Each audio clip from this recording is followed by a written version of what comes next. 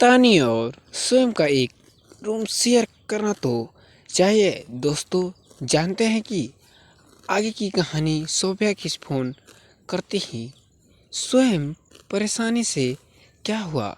Mom, आप इतना परेशान क्यों लग रही हैं? सोफिया अकड़ते हुए सोफिया को ऐसा अटकता हुआ देख सबका दिल बैठ जाता है। इसको अंदाज़ा हो चुका था कि कुछ बहुत बड़ी बात है। आरव परेशानी से क्या कहा?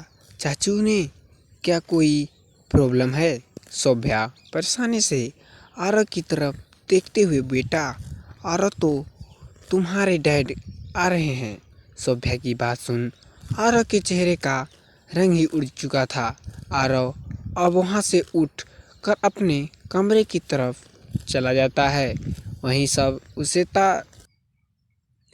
बस देख रहे थे। स्वयं परेशान से, मॉम, बड़े पापा अचानक यहाँ कैसे? क्या उन्हें उनके फैमिली के लिए आज टाइम मिल गया है? शोभा परेशानी है, चाहे जो भी हो वे इस पर के बड़े हैं। बेटा, हम सबको इसकी बात माननी ही होगी। तू जरा आरव का ख्याल रखना। तुझे तो पता है तेरे बड़े पापा और आरव के बीच का रिश्ता। अपनी माँ की बात सुन आई भरते हुए स्वयं शांत भाव से, भाई की टेंशन आप मत लीजिए माँ, मैं हमेशा उसका ख्याल रखूँगा। वहीं दूसरी तरफ तानी अपने रूम में बैठी हुई थी। तभी उनके रूम का डोर नॉक होता है। तानी दरवाजे की तरफ देखती है तो वहाँ शोभा खड़ी होती है। शोभा को अचानक वहाँ देख के अपने जगह से उठ जाती है। तानी चौंक कर, आंटी आप? शोभा बिना किसी भाव के, हम क्या तुम में कुछ बात कर सकते हैं? तानी हैरान से, कैसी बात आंटी? शोभा अंदर आती है और सो के बाद एक टाइम में बढ़ते हुए शोभा शांत भाव से देखो ताने, तुम्हें तो पता ही है कि मैं तुम्हें हमेशा से नफरत नहीं करती थी।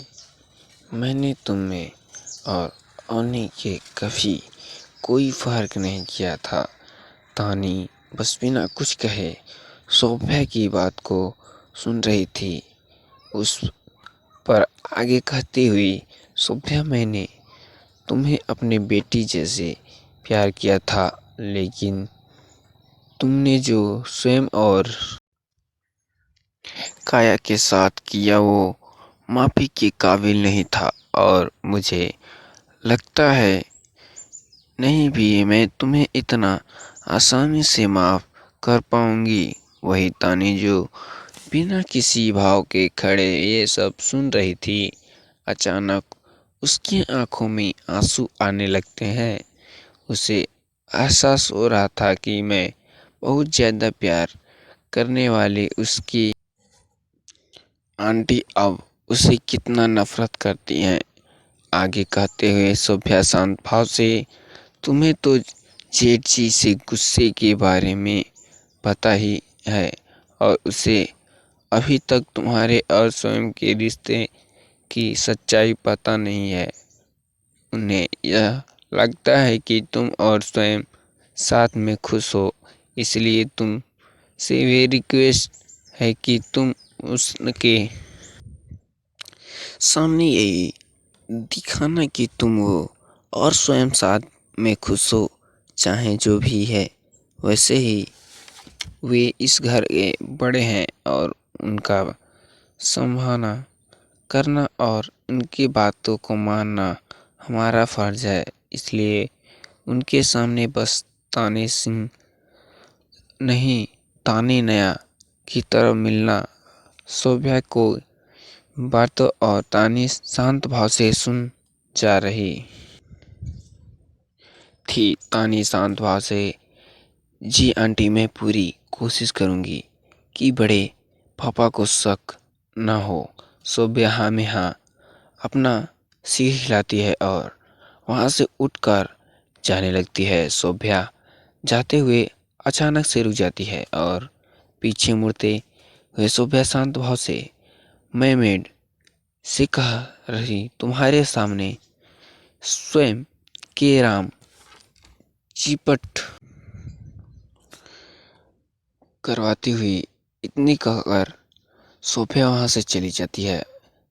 वहीं तानी अभी तक प्रोसेस ही नहीं कर पाती रही कि सोफिया ने उसे कहा क्या है। तानी हैरानी भरी नज़रों से सोफिया को बस जाते हुए देख रही थी। तानी अब सोफे पे से भी बैठ जाती है। उसे समझ नहीं आता रहा कि वे आगे क्या करे। उसे सब स्वयं का सामना नहीं करना था, लेकिन तानी सोम्या की बात को मना थी नहीं कर सकती थी। इसलिए तानी चुपचाप रहना ही बेहतर समझती है। थोड़ी देर बाद तानी स्वयं के रूम के बाहर खड़ी थी। तानी का दिल जोरों से धड़क रहा था। उसे समझ नहीं आ रहा था कि वे स्वयं के साथ एक कमरे में कैसे रहेगी। 2 साल हो चुके थे स्वयं के आज तक तानी से सीधे मुंह बात तक नहीं की थी। तानी अब हिम्मत करके रूम के अंदर जाती है। कमरे से अंदर जाते ही रानी दरवाजे के सामने ही खड़ी होकर एक बार पूरे रूम को देखती है। तानी गौर करती है कि स्वयं का कमरा इन 2 सालों में पूरी तरह से बदल चुका है। 2 सालों में ये पहली बार था जब तानी स्वयं के कमरे में आई थी। स्वयं और आरव के ऑफिस से आने का समय हो चुका था। तानी को बहुत ज़्यादा घबराहट हो रही थी। तानी टेंशन के मारे कमरे में इधर उधर चक्कर लगी रही थी। तानी का पूरा शरीर डर से गर्म हो चुका था। तभी डोर बेल बजती है। डोर बेल बजते ही तानी का चनक रुक जाती है। घबराहट से अपने दांत से अपने नाखून काटते हुए तानी, हे भगवान, स्वयं का आ चुका है।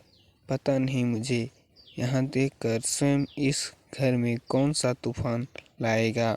तभी वहाँ उसे कमरे की तरफ किसी के पैरों की आहट सुनाई देती है। तानी समझ चुकी थी कि ये स्वयं है, इसलिए तानी अब दबे पांव बालकनी की तरफ चली जाती है। स्वयं अब रूम के एंटर करती है।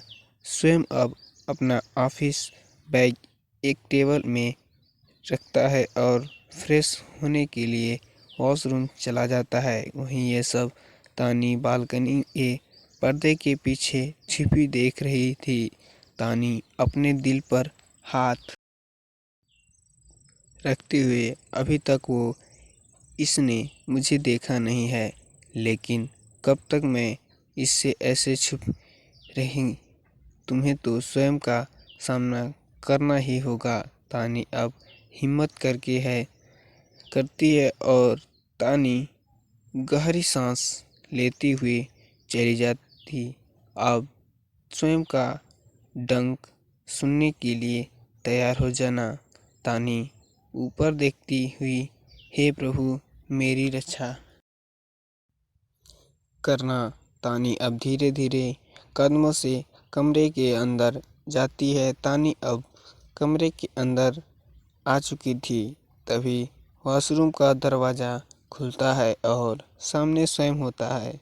स्वयं अभी शावर लेके वॉशरूम से निकल था, इसलिए स्वयं ने अपने बाल्टी को सिर्फ टॉवल टेबल रखा था। स्वयं को ऐसा देख के तानी स्तंभ हो जाती है।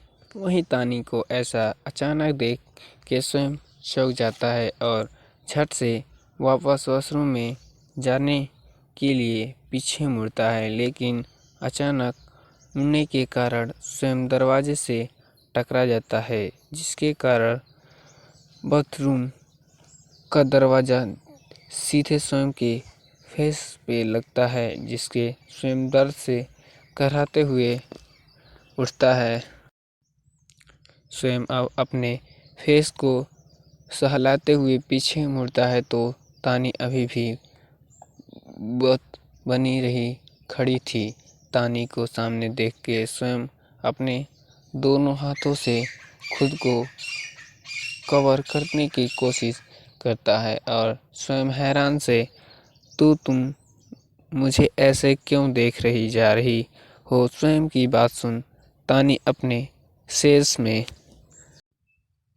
आती है और अटकते हुए सॉरी और झट से पीछे मुड़ जाती है। अब तानी का बैग स्वयं के साइड था। स्वयं खुद को जैसे तैसे अपना दोनों हाथों से खुद को कवर करती हुई क्लोसेट एरिया की तरफ जाती है। स्वयं के जाते के बाद चैन से सांस लेते हुए तानी अपने सिर पर हल्के हाथ से मारते